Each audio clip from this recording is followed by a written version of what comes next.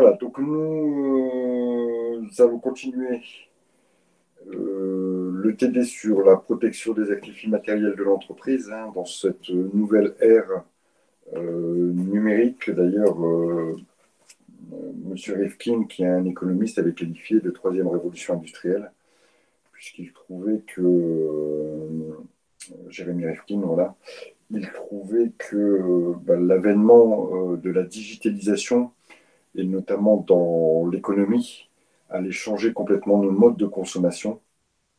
Et je trouve qu'il n'avait pas tort, il disait ça déjà il y a une bonne dizaine d'années. Et aujourd'hui, il n'y a pratiquement pas une journée sans qu'on fasse soit des recherches d'un produit que l'on veut acheter, ou soit que l'on fasse un acte via euh, un site internet. Encore plus en période de pandémie, on a vu exploser les ventes sur internet et Amazon ne s'en plaint pas. D'accord. Son chiffre d'affaires a fait un bond extraordinaire. Et alors, on peut se poser la question sous deux angles, disant oui, c'est un bien parce que ça nous a permis quand même de pouvoir disposer des choses dont on avait besoin pendant les périodes de pandémie. Et c'est aussi un bien de pouvoir disposer, de pouvoir rapidement euh, faire un acte d'achat sans avoir à se déplacer. Ça peut être bon pour la planète, hein, puisque ça va éviter des déplacements vers les magasins, mais on peut aussi voir le côté négatif avec cette dépersonnalisation de l'acte d'achat, avec aussi ses revers, notamment, je pense, voilà, vous voulez voir un vendeur, et ben aujourd'hui, on ne voit plus de vendeur, hein, il faut aller sur Internet, vous voulez avoir des explications sur un produit ou avoir un service après-vente, ça n'est plus possible. Et en ça, je trouve on perd du rapport humain. Cette digitalisation, elle va beaucoup plus loin. Et aujourd'hui, je veux juste vous parler d'une chose, c'est ce qu'on appelle la justice prédictive. On n'y est pas encore arrivé en France, mais il y a beaucoup de travaux, notamment de travaux parlementaires, qui se penchent dessus, et notamment avec ce qu'on appelle euh, l'open data des décisions de justice. Aujourd'hui, toutes les décisions de justice, qu'elles soient rendues par des tribunaux les plus petits, des juridictions les plus minuscules du fin fond de la Corrèze, jusqu'aux décisions rendues par la Cour de cassation ou le Conseil d'État, vont pouvoir être accessibles par n'importe qui. D'accord. Et éventuellement être synthétisées dans des bases de données, de façon à ce que des algorithmes puissent en tirer des données. Je vais vous expliquer après quelles données on espère en tirer. Euh, D'abord, ça pose un problème. C'est le respect de la vie privée. Alors, vous savez qu'un jugement est public, d'abord. Alors, le tribunal, l'audience peut, dans certains cas, être faite à huis clos. Je pense notamment quand il y a des enfants qui sont appelés à la barre ou appelés à témoigner ou dont on relate un certain nombre d'actes ou de faits. Les audiences peuvent se tenir soit à la demande du procureur quand il y a un procureur, soit à la demande des parties, ou soit même à la demande du juge. Les audiences peuvent se tenir à huis clos. Malgré tout, les décisions restent accessibles à tout le monde. C'est un des principes de la justice en France, c'est que les décisions de justice, elles sont rendues au nom du peuple français et elles sont accessibles par tout le monde. Elles sont donc publiques. Donc aujourd'hui, si vous voulez connaître une décision de justice, eh ben, vous vous rendez au tribunal, au greffe du tribunal, soit vous payez pour avoir un extrait du jugement, ou soit vous allez voir, certains jugements sont affichés. Donc, les décisions sont libres. Aujourd'hui, le site, dont je vais oublier le nom, nous fait état de toutes les décisions de la Cour de cassation et du Conseil d'État, donc, que l'on peut relever. Et donc, à partir de là, on peut se poser une question sur le respect de la vie privée. Imaginons que j'ai eu un souci et que j'ai dû saisir un tribunal. Bah, les faits, la décision, tout ça est public. Et quand ce sont des faits qui touchent à ma vie privée, ça me pose un souci. D'accord ? Donc, pour respecter notamment cette sphère de la vie privée de tous les citoyens, le législateur a décidé que, à l'heure de l'open data des décisions de justice, à l'heure où les décisions de justice seront accessibles par Internet partout et via des bases de données, d'anonymiser toutes les décisions. Donc, pour toutes les décisions de justice, il n'y aura plus de nom. D'abord, il n'y aura plus de nom pour les protagonistes, d'accord, pour les avocats aussi qui sont intervenus, et de telle façon à ce qu'on protège un peu la vie privée des gens. Alors, qu'est-ce que la justice prédictive ? Et encore une fois, hein, c'est l'heure de la digitalisation, de la circulation de l'information qui va permettre ça. Un certain nombre d'entreprises privées, d'accord, vont recueillir toutes les données, tous les jugements qu'il y a pu y avoir, et vont donc comparer ces jugements. Et donc des algorithmes, des ordinateurs vont tourner très fort via des programmes, etc., et vont recenser tous les jugements en France qui ont trait à la même affaire. Alors imaginons que vous ayez vendu votre voiture à une autre personne et que malheureusement la personne se plaint que le contrôle technique de votre voiture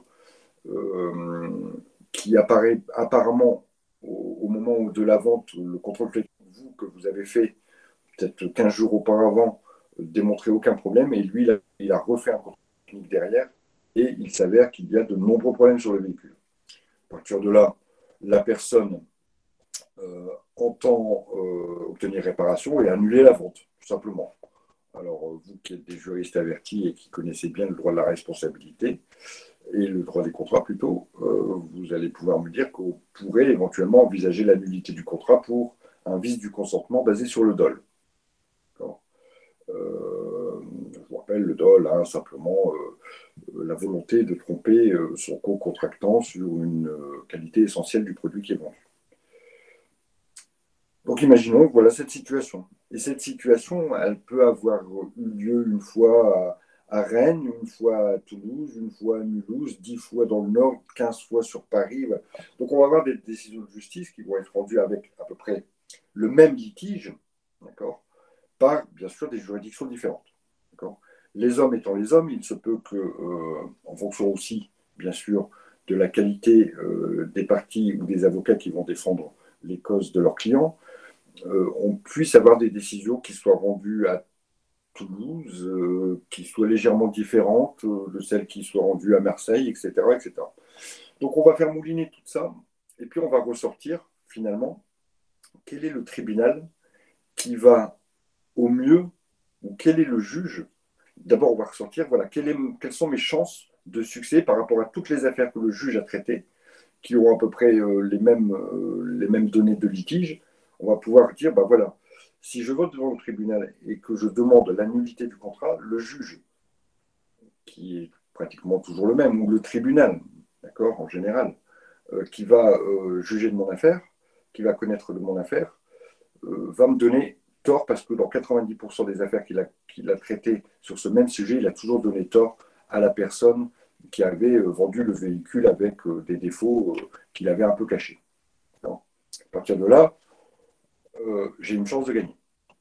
Par contre, si on est dans le sens inverse, je ne vais pas aller devant un tribunal alors que j'ai 99% de chance de perdre parce que dans 99% des cas, le tribunal n'a pas donné raison à la personne qui l'a saisi. Et tout ça grâce à des données que l'on a retraitées et dont on va se servir pour éventuellement soit ici saisir l'opportunité de saisir un juge ou pas, ou soit même, pire encore, d'aller choisir la juridiction qui serait le plus favorable à mon affaire.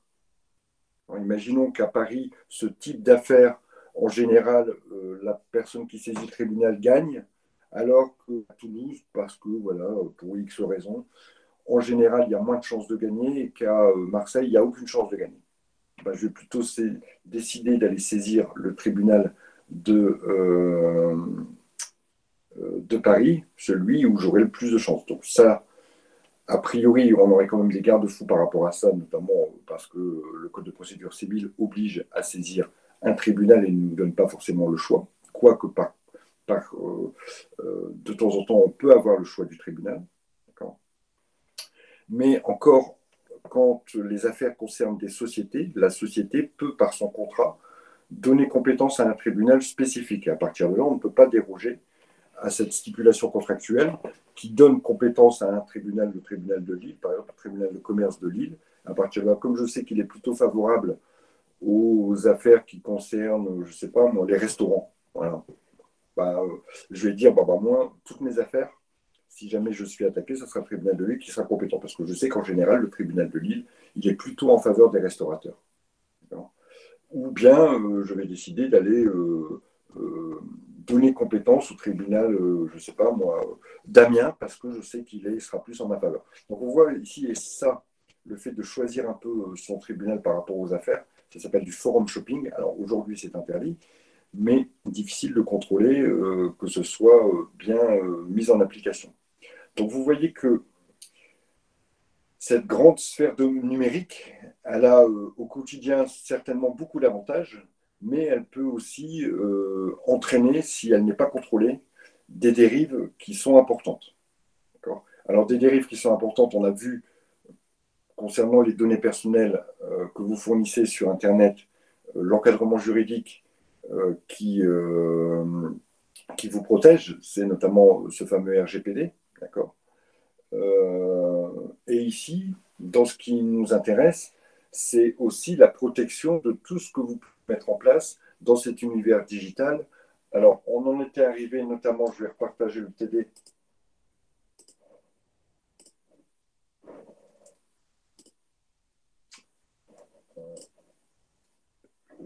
Partager notre TD.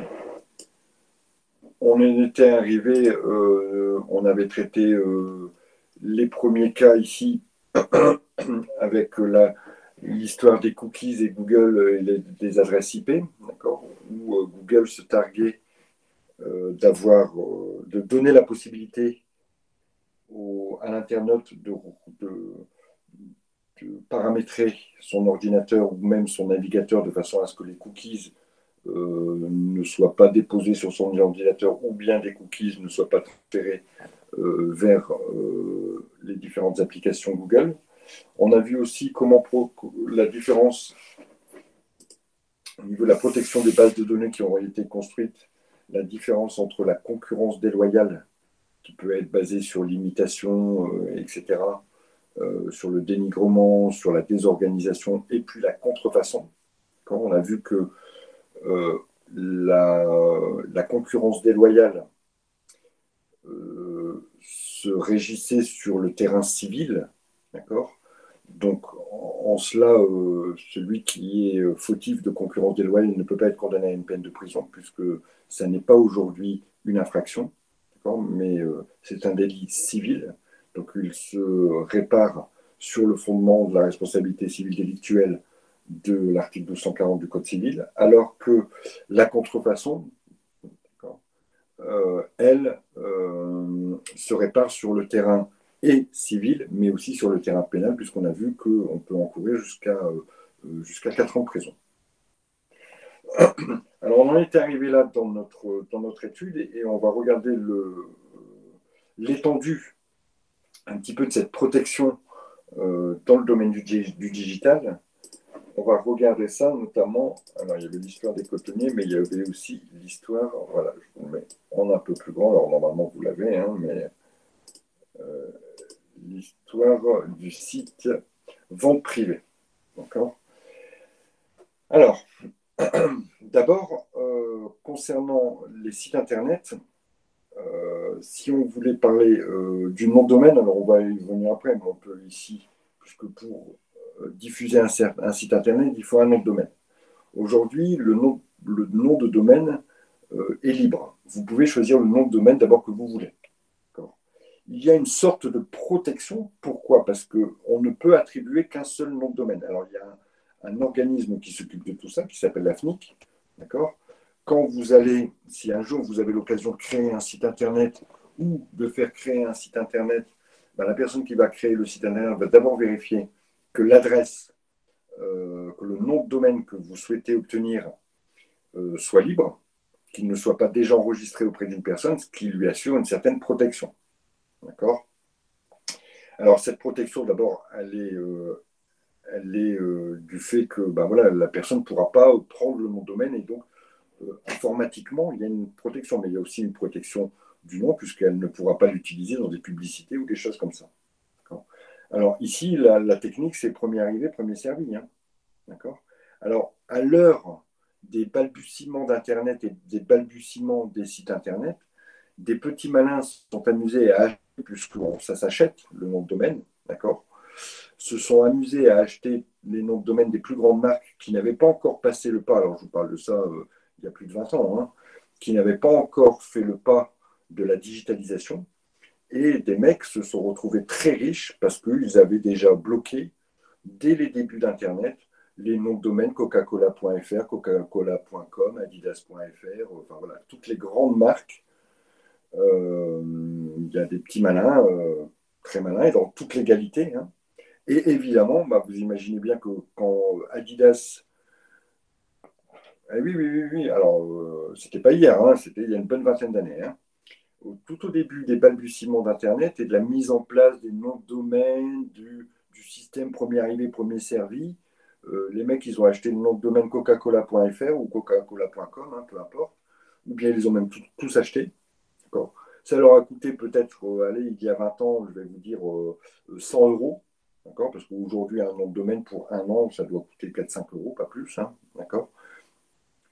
Et puis, bah, Coca-Cola, au moment de vouloir faire son site internet, s'est aperçu que le nom de domaine n'était pas libre.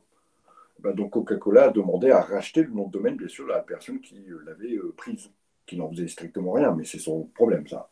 Et ça s'est négocié à coût de centaines de milliers d'euros. D'accord. Donc il y a des gens qui ont fait un petit peu de business sur, voilà, en se projetant, en se disant, voilà, Internet, c'est l'avenir demain, tout le monde aura son site Internet, il y aura ce système de nom de domaine qui peut être que unique. Et donc, bah, voilà, moi, je vais acheter tous les noms de domaine Adidas, adidas.fr, adidas.com, adidas.it, enfin, tout ce que vous voulez. Ça va peut-être me coûter, et puis d'ici 3-4 ans, Adidas va se réveiller, va vouloir faire son site Internet et va s'apercevoir que adidas.fr est pris. Et à partir de là, ils ne pourront rien faire, puisqu'il m'appartient.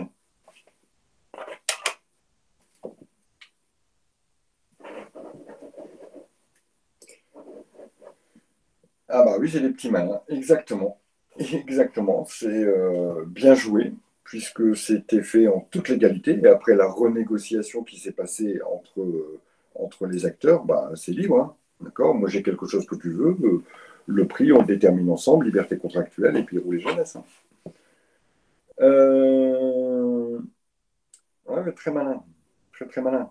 Surtout que sans l'utiliser, si vous achetez le nom de domaine vous appartient. Vous ne l'utilisez pas, parce qu'après, il y a un problème de concurrence déloyale et d'imitation, et même peut-être même, bon, ici, il n'y a pas de fabrication de Coca-Cola, si je prends l'exemple de Coca-Cola, mais il peut y avoir un système d'imitation. Là, mais si vous ne l'utilisez pas, s'il n'y a pas de site internet que vous avez fabriqué, vous êtes juste le propriétaire du nom de domaine adidas.fr. Voilà, j'en ai rien fait. Il m'appartient, ce nom m'appartient. On peut m'accuser de rien, hein, de strictement rien. Donc demain, si vous vous lancez, par exemple, dans la création d'un magasin, vous allez choisir un nom pour votre magasin. Je vous conseille, avant de choisir le nom, de vérifier si le nom de domaine auquel vous auriez pensé pour le nom de magasin n'est pas déjà pris. Parce que ça risque de vous limiter si vous voulez faire des ventes sur Internet, parce que vous ne pourrez pas, imaginons que vous vous appelez, je dis n'importe quoi, parce que ça existe déjà, hein, mais Biocop, voilà, je crée mon magasin de produits diététiques ou de produits bio, et j'ai envie d'appeler mon magasin Biocop. Bon, évidemment, ça existe déjà, mais parce que c'est le seul nom qui me vient en tête. Bah, avant de me dire, bah, je vais appeler mon magasin Biocop, je vais aller vérifier si le nom de domaine biocop.fr est libre. D'accord, ça serait peut-être bien.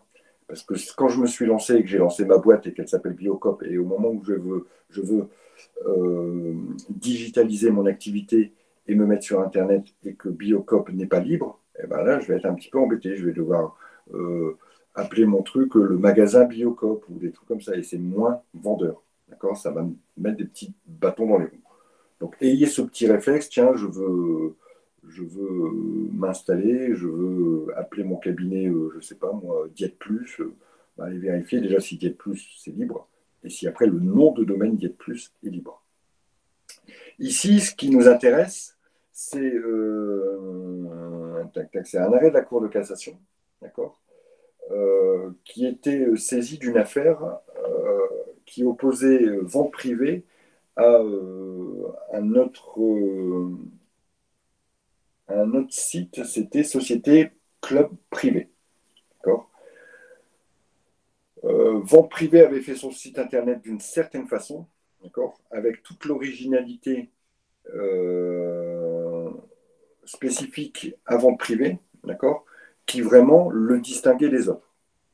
À partir de là, on lui a reconnu un droit de propriété, le droit d'auteur, hein, d'accord, un droit de propriété qui est prévu par le Code de la propriété intellectuelle, ici on vous l'indique, c'est à l'article L111-1, et la Cour de cassation a fait bénéficier, pourquoi? Tout simplement parce qu'il y avait vraiment une physionomie particulière qui distinguait vente privée des autres sites Internet, avec une recherche esthétique, etc. Ce sont les premiers termes ici de l'article, et c'est en cela où vente privée a pu faire condamner la société.com, société club privé, à ne pas imiter, son site Internet. Alors, en matière Internet, c'est relativement facile, parce qu'aujourd'hui, le droit d'auteur, c'est quoi? C'est de pouvoir revendiquer que je suis le premier à avoir pensé, à avoir eu cette réflexion intellectuelle de création de quelque chose. Une chanson, un texte, enfin, tout ce que vous voulez. D'accord. Enfin, pas tout ce que vous voulez, mais vous voyez ce que je veux dire. Euh, Ce droit d'auteur, a priori, on n'a besoin de rien pour pouvoir me l'appliquer. D'accord. J'ai un droit, imaginons, j'ai écrit un texte, ou j'ai écrit une chanson. Voilà. Je ne suis pas forcément musicien, mais bon, imaginons, j'ai écrit une chanson, blablabla, blablabla, et je n'ai rien fait de cette chanson. D'accord. C'est mes cahiers de musique, ça, c'est stocké, puis j'écris d'autres chansons, et puis un jour, j'échange avec un copain, et puis je dis, ah bah tiens, il y a 3-4 ans, j'ai écrit une chanson, blablabla, je lui joue, il me dit, ah, elle est super. Puis il s'avère que ce mec-là, eh ben, il connaît quelqu'un qui connaît quelqu'un, et puis, on va dire 6 mois plus tard, je m'aperçois que ma chanson, finalement, quelqu'un l'a reprise, et c'est devenu un tube. D'accord. Effectivement, mon droit d'auteur a été floué. D'accord.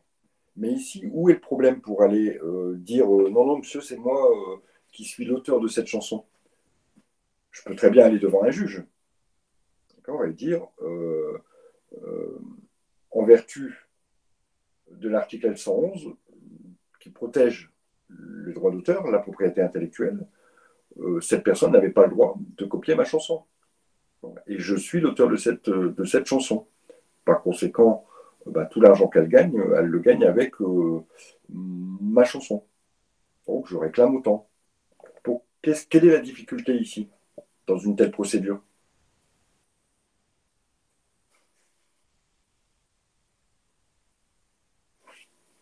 Exactement. Exactement, de pouvoir le prouver. Comment je peux le prouver?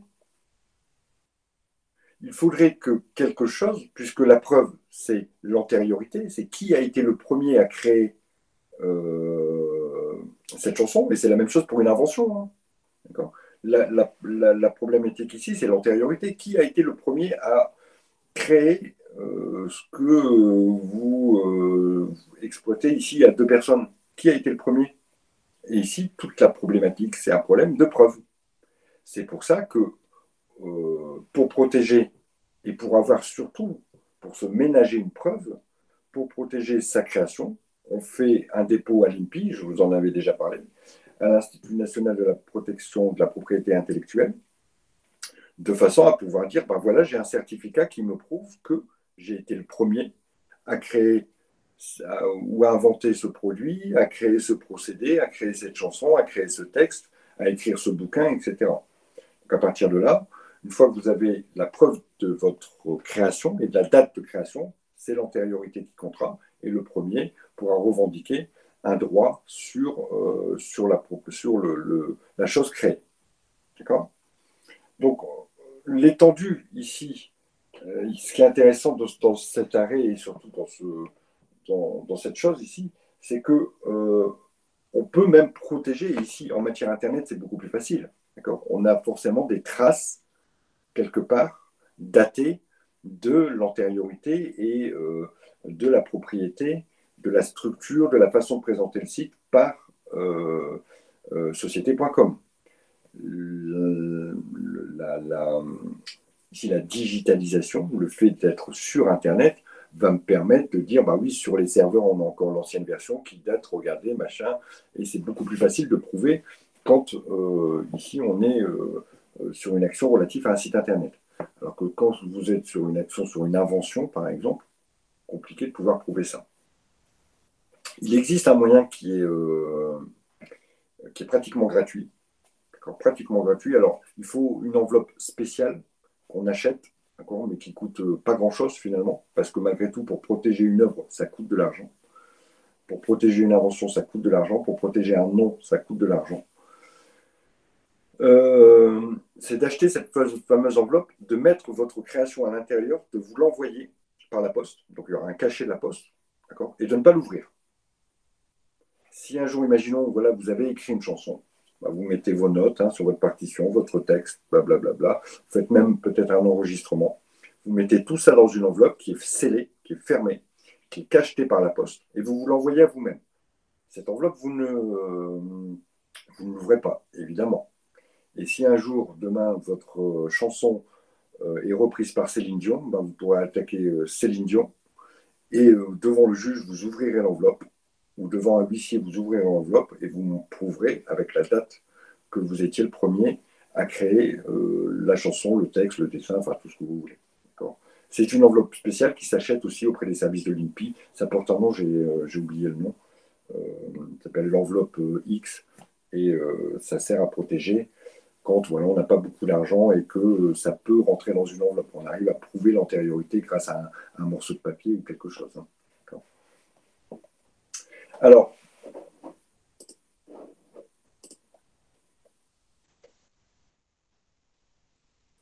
ici, qu'est-ce que c'était? Oui, c'était le concept de On va sortir, qui est aussi un site internet qui met en relation des gens qui ont envie d'aller faire une expo, se faire une soirée ensemble, etc. etc. Et ici,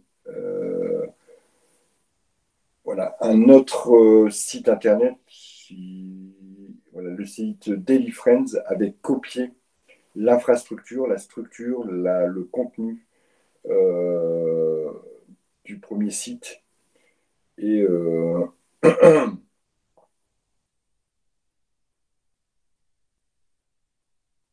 et effectivement, on va sortir, le site On va sortir a saisi la justice en reprochant à l'exploitant un acte de concurrence déloyale, puisqu'il profitait de sa notoriété, il profitait ici un petit peu, c'était un acte d'imitation, d'accord? C'est en ça où on avait un acte de concurrence déloyale, et effectivement, c'est toujours compliqué. Alors, comme je vous le disais précédemment, par la création Internet, c'est un peu plus facile parce qu'on peut dater, mais encore une fois, l'INPI, l'enregistrement auprès des services de l'INPI, va permettre de dater votre création et éventuellement de pouvoir en apporter la preuve devant le juge. Alors après, il y avait l'histoire des cotonniers, mais on avait déjà parlé un peu de la contrefaçon. Tac, tac, tac.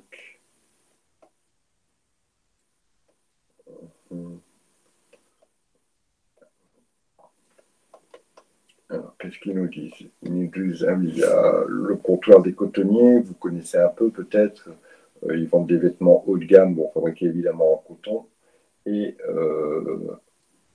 voilà, il y avait aussi un site internet, comptoirsdescotonniers.com. Et il y a un autre site qui commercialise des peignoirs et des pantoufles qui s'appelle Le Comptoir du Coton. Bon, comptoir du cotonnier et comptoir du coton, évidemment, ça pose un souci. D'accord? On a clairement ici un acte d'imitation qui va permettre,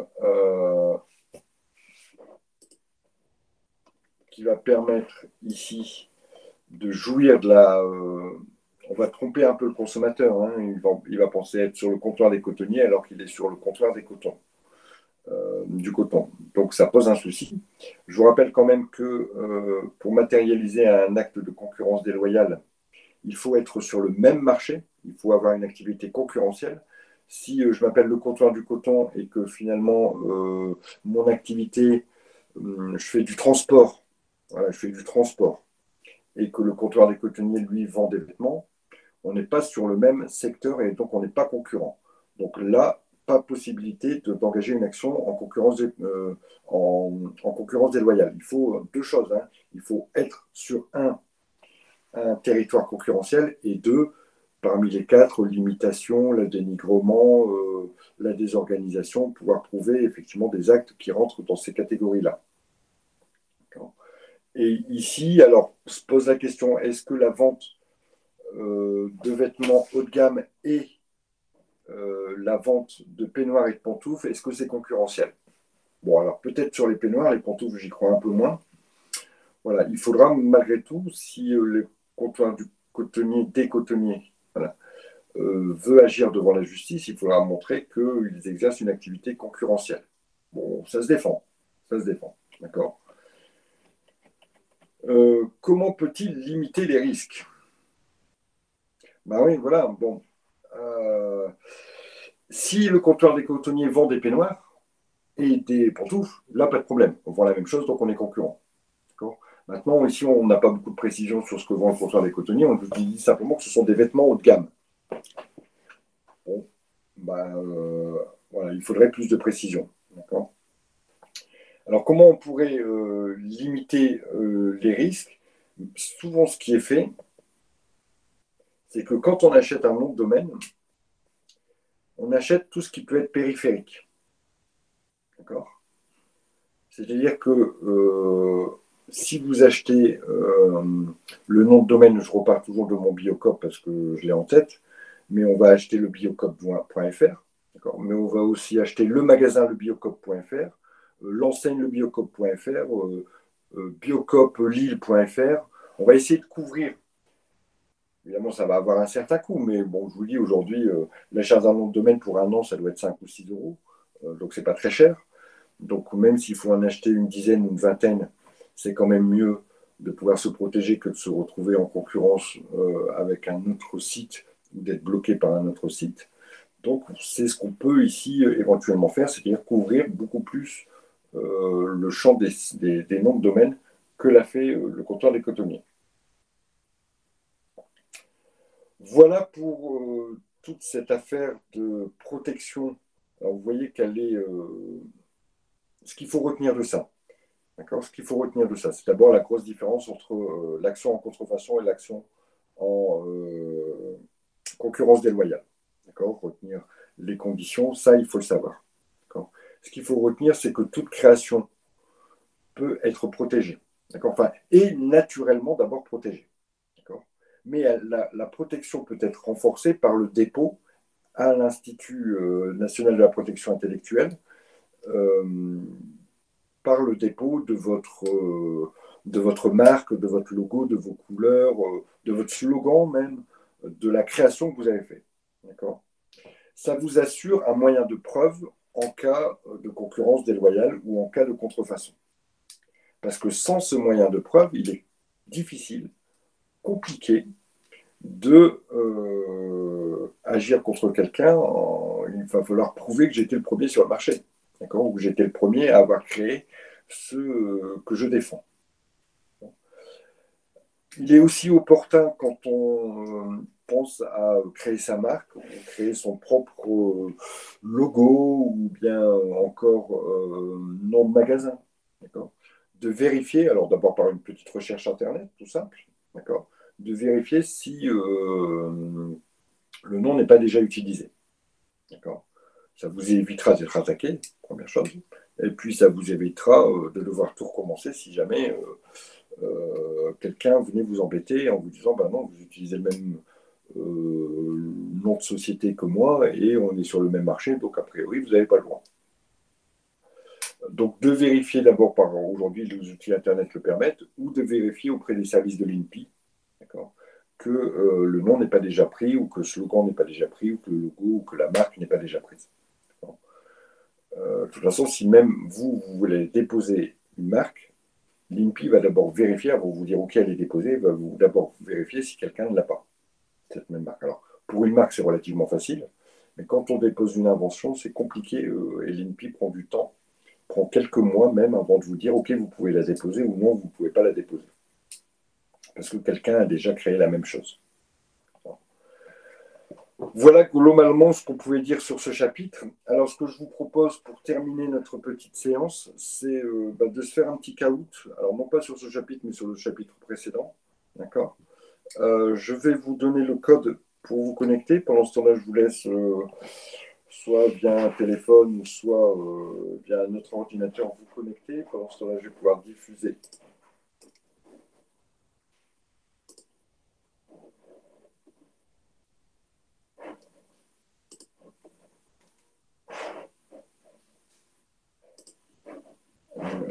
Hop, tic-tac, caout.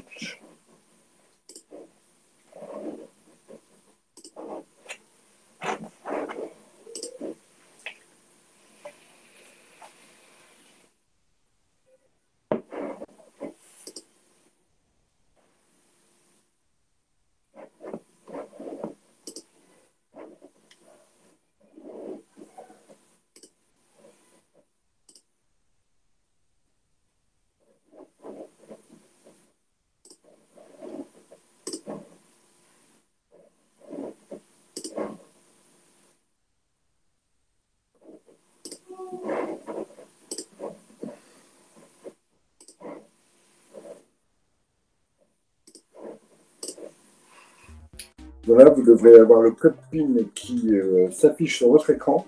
Je vais vous demander de vous inscrire en mettant bien votre nom, la première lettre de votre prénom et peut-être votre campus. Bah non, de toute façon, je sais que Paris. Je vous laisse vous inscrire.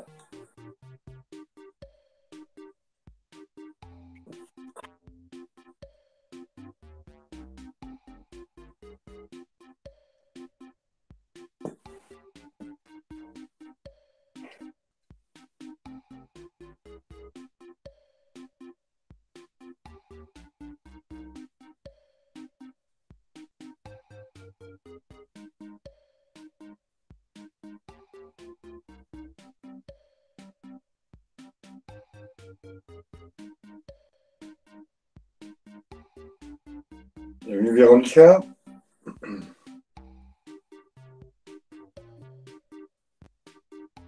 Roxane, Alexandra.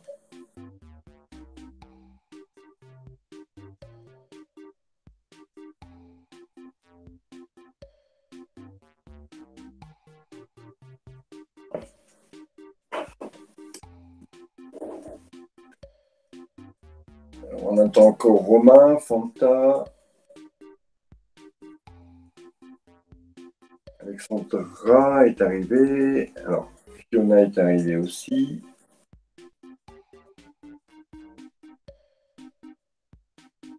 Alors, il nous manque aussi Hakim, je crois. Et Youssouf. Alors, voilà. Rayas, je pense que donc c'est votre prénom.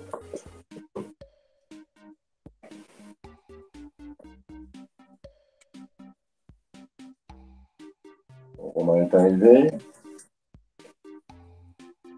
Alors, Lucie n'est pas là encore.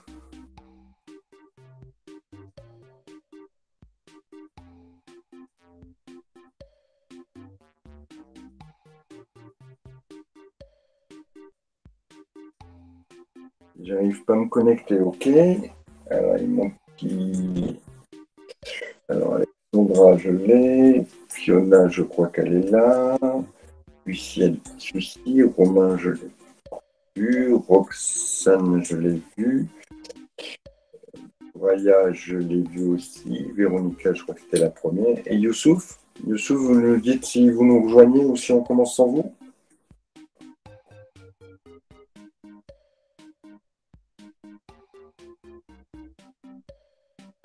Ah voilà, Lucie a réussi. Alors, il ne manque plus que Youssouf. Alors, soit vous venez ou soit vous nous regardez.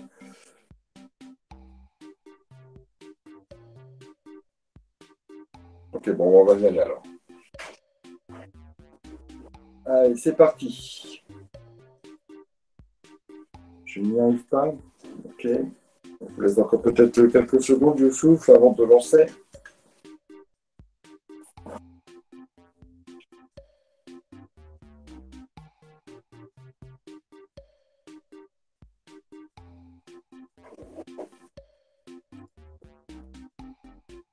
Allez, on y va.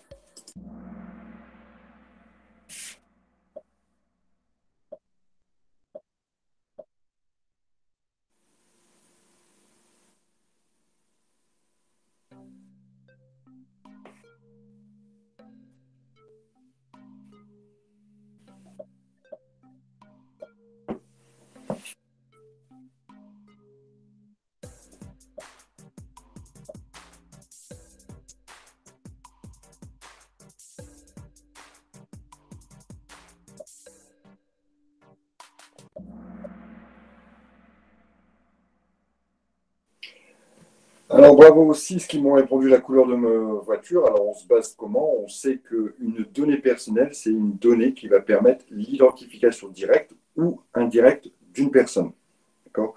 Donc, évidemment, le RIB permet une identification indirecte, puisqu'on peut largement remonter à votre identité grâce à votre numéro de compte bancaire. Pareil pour votre numéro étudiant, pareil pour votre numéro de sécurité sociale. Par contre, le fait de connaître la couleur de votre voiture ne permet pas de vous identifier. D'accord?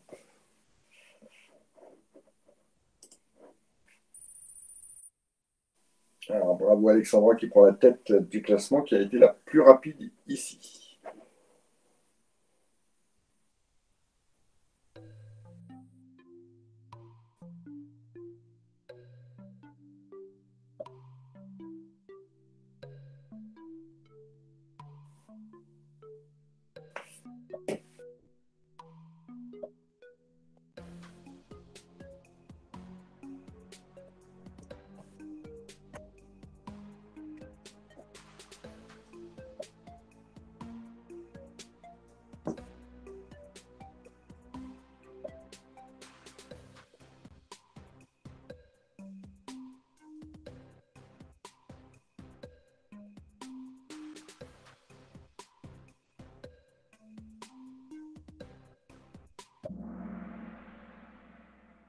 Alors, effectivement, c'est un règlement européen qui est applicable depuis mai 2018, donc qui n'est pas applicable depuis mai 2015, hein. Il a été transposé en droit français, on a amélioré le droit français pour se mettre en conformité avec le règlement européen.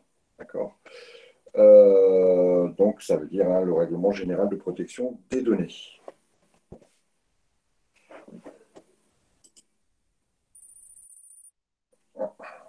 Romain était plus rapide que Alexandra.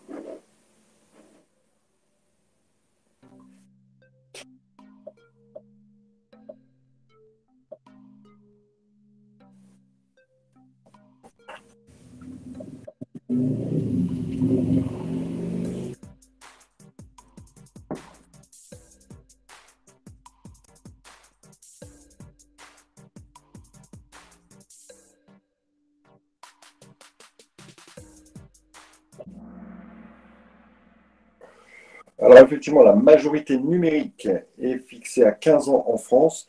Le RGPD avait donné l'âge de 16 ans, mais avait donné aussi la possibilité aux différents États européens de, voilà, de déroger à ces 16 ans en étant entre 13 et 16 ans. La France a décidé d'abaisser légèrement cette majorité numérique à 15 ans, l'âge auquel vous pouvez vous inscrire sans le consentement de vos parents sur des sites internet ou sur des réseaux sociaux. En dessous de cet âge-là, vous le faites certainement, enfin les jeunes le font, mais en violation de la loi.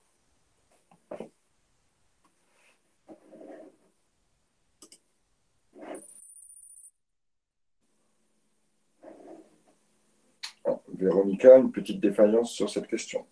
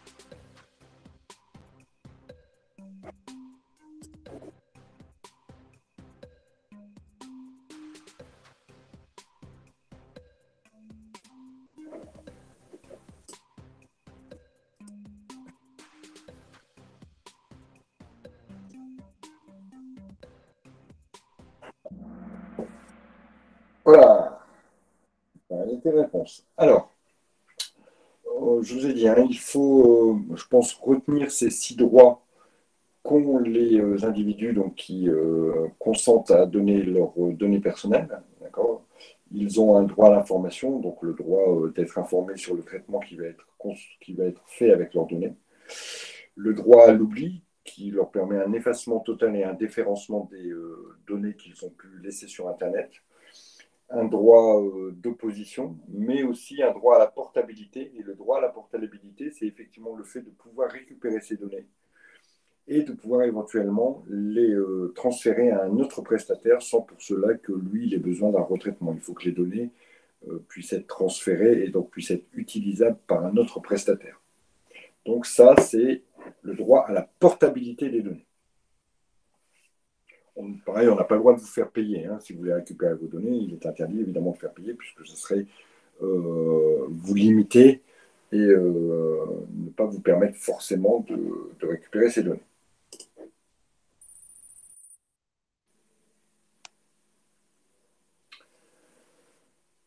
Oh là là, Roxane est repassée devant.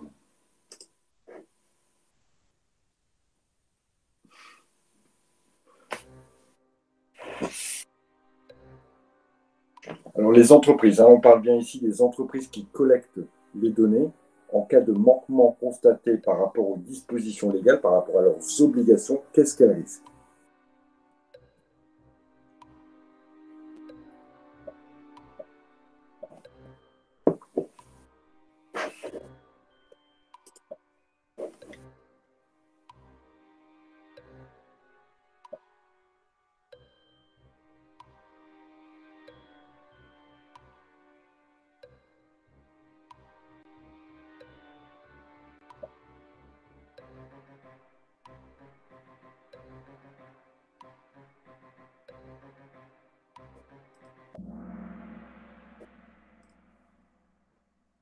Effectivement, c'était 20 millions max, je vais préciser quand même, d'accord. D'abord, il y a évidemment une échelle des sanctions, d'accord. En cas de manquement, par exemple, à la sécurité, par rapport au droit d'information de la personne qui laisse ses données, vous pouvez, donc l'entreprise peut d'abord avoir un avertissement, d'accord, une mise en demeure. Donc il y a quand même une gradation en fonction aussi de la gravité de l'infraction, d'accord. Mais elle peut aussi risquer une amende qui peut aller jusqu'à 20 millions d'euros ou bien 0,4% de son chiffre d'affaires mondial. Vous pouvez vous imaginer, ça peut piquer, hein, ça peut piquer. Je pense que c'est vraiment quelque chose de très dissuasif, d'accord, qui, voilà, c'est une arme pour lutter contre les défaillances de ces entreprises. Alors, on en est où? On en est où? On en est où? Alors, c'est pas 0,4%, hein, je vous ai dit, mais 4%. Hein. 4% du chiffre d'affaires. Alors, Roxane garde la tête avec une petite longueur d'avance.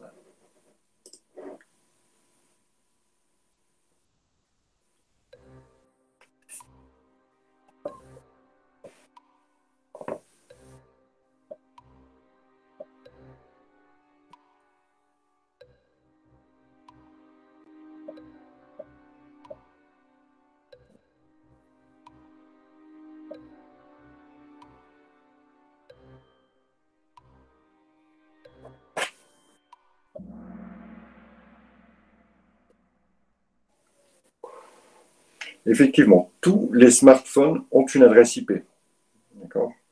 Donc sont identifiables, comme les ordinateurs, comme les tablettes aussi, comme les montres connectées. Donc tous ces objets-là, ont une adresse IP, donc ont une adresse unique identifiable.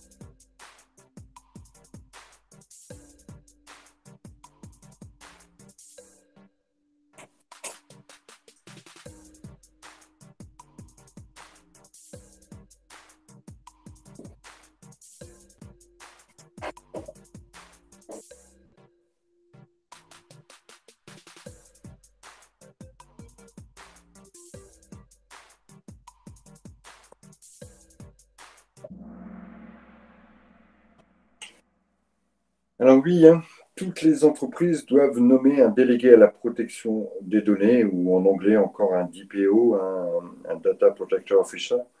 Ça va être un petit peu le responsable. Voilà, il va être chargé de vérifier qu'effectivement on applique bien toutes les dispositions légales, qu'on assure bien la sécurité des données, mais aussi ça va être la personne qui va être chargée de former les collaborateurs qui vont traiter ces données, qui va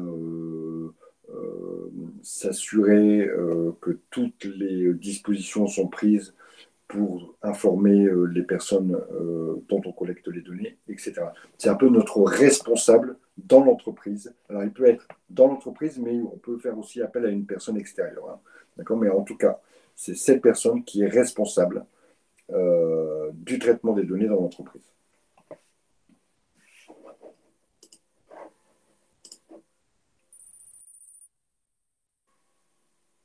Voilà, Roxane, une petite défaillance.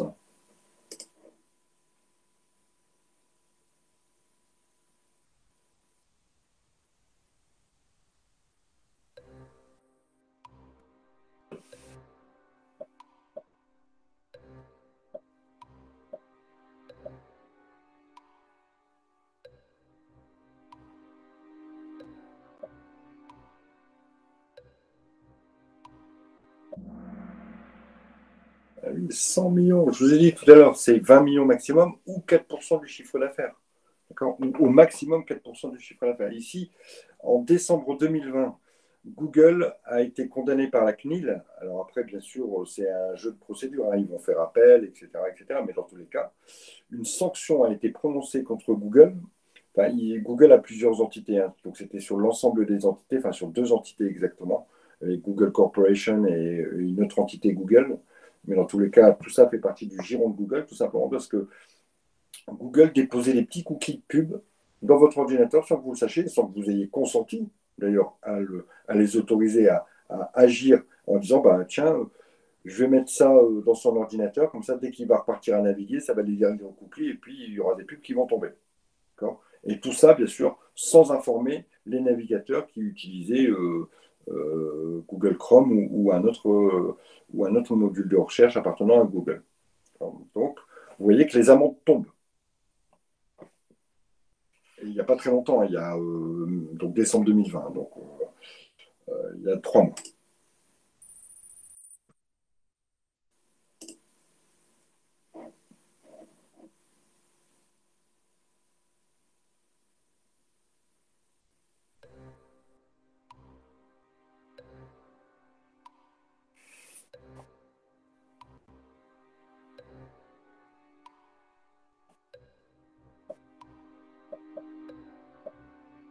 Alors, une personne a le droit de refuser pour des raisons légitimes, parce que je ne peux pas mettre des phrases entières, à ce que des informations la concernant soient utilisées.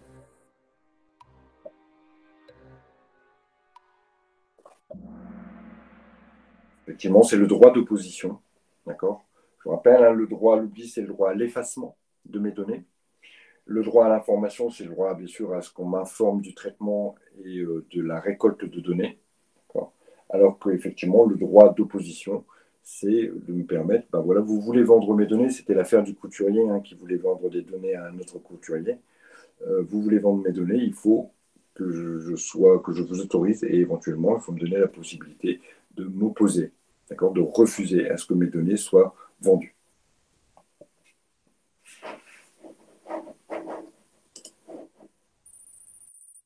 Alors, bataille finale, hein. On a la possibilité d'avoir même Touraya hein, qui peut éventuellement ravir si Romain se plante sur la dernière.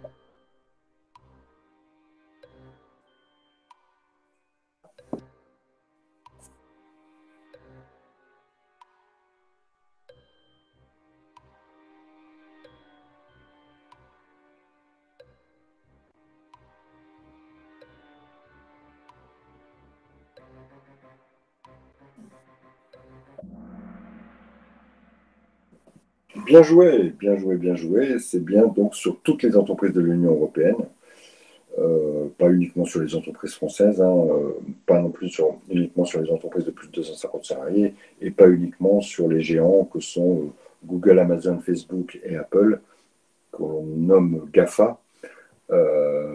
Ici, c'est bien sur toutes les entreprises européennes, ou même les entreprises hors UE, mais qui font des traitements dans l'UE. D'accord.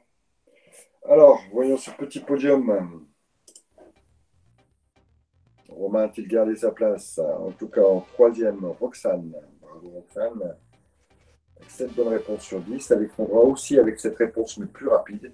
Et Romain aussi avec cette réponse, mais plus rapide que tout le monde.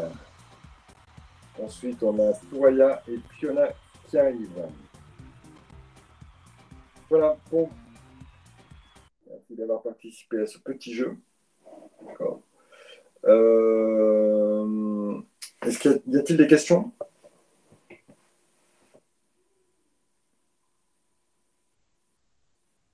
Non, pas de questions a priori. Donc, bah, écoutez, je vous souhaite un bon week-end. Et puis, a priori, est-ce qu'on se retrouve la semaine prochaine ou vous êtes en vacances la semaine prochaine? Je ne sais plus trop avec les zones. Vous êtes en vacances la semaine prochaine, donc on ne se verra pas la semaine prochaine. Bah, écoutez, profitez bien de vos vacances. Euh, Pensez peut-être même à réviser un petit peu, hein. Et puis, reposez-vous surtout, prenez soin de vous. Et à dans 15 jours, donc je pense. Allez, ciao tout le monde.